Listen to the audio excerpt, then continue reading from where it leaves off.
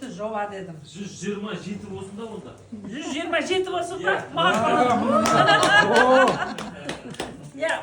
жас қойыңыз, 127.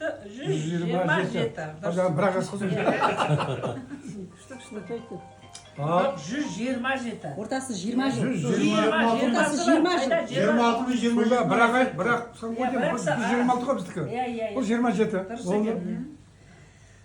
Жібек шалды жылқы жылының жарық жұлдызында, жаратқанның шарлығы менен, жұп жүректің шарасуымен, яғни Көшекбай менен Зағипадан, жұп жүректің шарасуымен жаратылып, жұмыр жерге жеткен шанмын.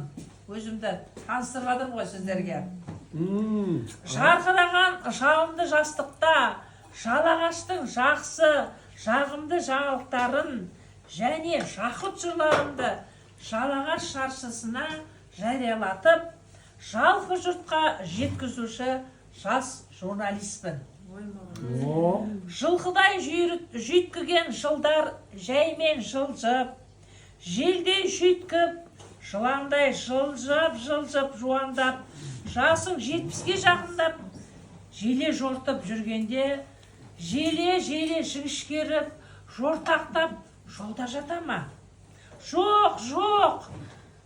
70-тің желкесіндегі шалына жармасып, жұлдызым шоңарда жарқырап, жамандыққа жоламай, жақсылықтарды жаныма жалау жасап, жанымдағы жазбаларды жаңғыртып, жаныма жақсыларды, жайсаңдарды жинап, жанияммен, жолдастарыммен жанымды жадыратып, жапырақтарымды жайқалтып, жемістерімді жинап, жаныма жақын, жауқазындай жайнаған жиендеріме жаттау жаттатқызып, жұмадан жұмаға, жексенбіден жексенбіге, жаңа жылдан жаңа жылға жеткізіп жүрген жаратқаным 127-ге жеткізсін. Жалынып, жалбарынамын. 127-ге жеткізсін. Жандары жарасқан жұбайлардың жұптары жазылмасын. Жылнама жылда жаңарсын. Жіңішкермесін, жуандасын. Жер бетінде жамандық жойылсын.